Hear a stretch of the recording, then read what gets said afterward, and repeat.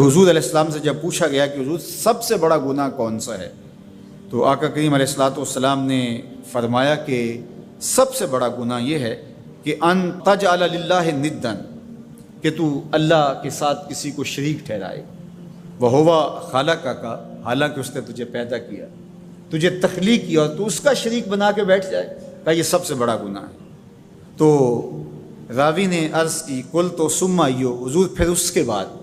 تو آقا کریم نے فرمایا ثم ان تقتل ولدک خشیۃ ان یطعم معک، تو بچے کو اس لیے قتل کر دے کہ یہ کس طرح میں اس کو پال سکوں گا۔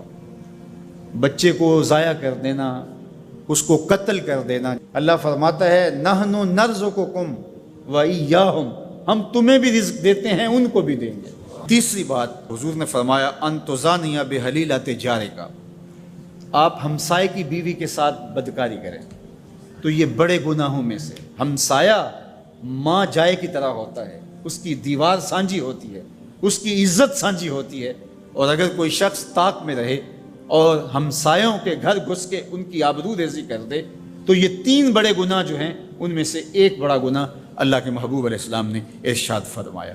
حضرت عبداللہ ابن مسعود رضی اللہ تعالی عنہ سے یہ روایت مروی ہے کہ لا احد اغیر من اللہ عز وجل، اللہ سے زیادہ کوئی غیرت مند نہیں ہے، اللہ سب سے زیادہ غیرت مند ہے، اور اس کی غیرت کا تقاضا یہ ہے وَلِذَالِكَ حَرَّمَ الْفَوَاحِشَ مَا ظَهَرَ مِنْهَا وَمَا بَطَنَ، کہ اس نے بے حیائی کو چاہے وہ پوشیدہ طور پہ کی جائے یا اعلانیہ طور پہ کی جائے اس کو پسند نہیں کیا، اور اس سے اس نے منع کر دیا اور لوگوں کو روک دیا، حرام قرار دے دیا، اس لیے کہ وہ خود غیرت مند ہے۔ غیرت مند مالک غیرت کا سبق دیتا ہے اپنی مخلوق کو۔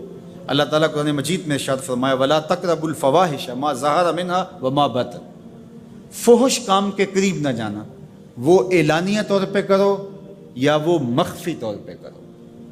تو مفسرین نے لکھا کہ جو بدکاری ہے وہ مخفی فحش ہے، اور شراب نوشی یہ اعلانیہ فحش ہے۔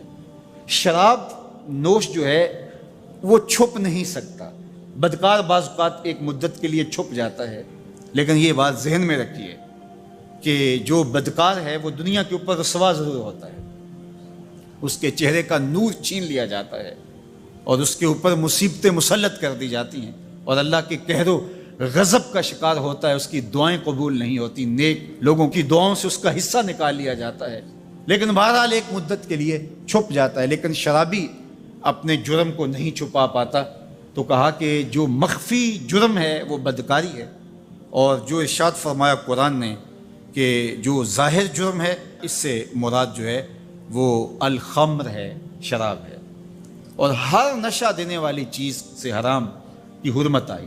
کل مسکر خمر وکل خمر حرام، فرمایا ہر نشہ آور چیز شراب ہے اور ہر شراب حرام قرار دے دی گئی ہے۔ اب یہاں بھی لوگ دلیلیں لے کے بیٹھ جاتے ہیں، میاں وہ بھی ایک مشروب ہے، اس سے کیا فرق پڑتا ہے؟ میاں جب رب نے کہہ دیا تو بات ختم ہو گئی۔ ایک یہودی کے پاس ایک مسلمان مہمان ٹھہرا تو اس نے انگور پیش کیے، تو اس نے بڑے شوق سے لیے، تو تھوڑی دیر کے بعد وہ شراب لے آیا۔ اس نے کہا استغفر اللہ، میں مسلمان ہوں، میں شراب نہیں لیتا۔ تو اس نے ہنس کے کہا یہ جو انگور آپ نے کھائے ہیں شراب اسی سے کشید ہوتی ہے۔ تو اس مسلمان نے کہا کہ آپ کی اہلیہ کدھر ہے؟ تو وہ اپنی اہلیہ کو بلا لایا، تو کہا آپ کی کوئی اولاد بھی ہے؟ کہا ہاں میری بیٹی ہے، اس کو بھی بلا لاؤ۔ تو اس کو بھی بلا لایا۔ جب دونوں آ کھڑی ہوئی تو کہا کہ یہ حلال ہے تیرے لیے اور یہ بیٹی اسی کی ہے، اور یہ حلال نہیں ہے۔ تو جب اس یہودی نے یہ بات سنی فقال اشہد ان لا الہ الا اللہ وحدہ لا شریک لہ واشہد ان محمدا عبدہ ورسولہ۔ کہا اتنی خوبصورت دلیل، اتنی خوبصورت دلیل۔ کہا انگور سے شراب نکلی ہے تو شراب حرام کیوں، انگور حلال کیوں؟ تو کہا مجھے یہ بتاؤ کہ تمہاری بیوی تمہارے لیے حلال ہے، تمہاری بیٹی تمہارے لیے حرام کیوں؟ کہا بات سمجھ میں آ گئی۔ تو میرے رب نے بعض کا تو اس کی حکمتیں ہمارے علم میں نہیں ہوتی ہیں، اور حکمت نہ جاننے کی وجہ سے ہم کہتے ہیں کہ یار یہ بات سمجھ میں نہیں آتی۔ یہی تو ہمیں بتایا گیا کہ جو سمجھ میں آئے اس کو بھی ماننا ہے، جو نہیں سمجھ میں آئے اس کو بھی ماننا ہے۔ ہم جنت کو مانتے ہیں نا، دیکھا ہے، یا رب کو مانتے ہیں، دیکھا ہے، وہ سمجھ میں آتا ہے، تو دل میں تو آتا ہے، سمجھ میں نہیں آتا۔ میں جان گیا بس تیری پہچان یہی ہے۔ ہم تو سب سے بڑی حقیقت کو بغیر دیکھے مانتے ہیں، بغیر سمجھے مانتے ہیں۔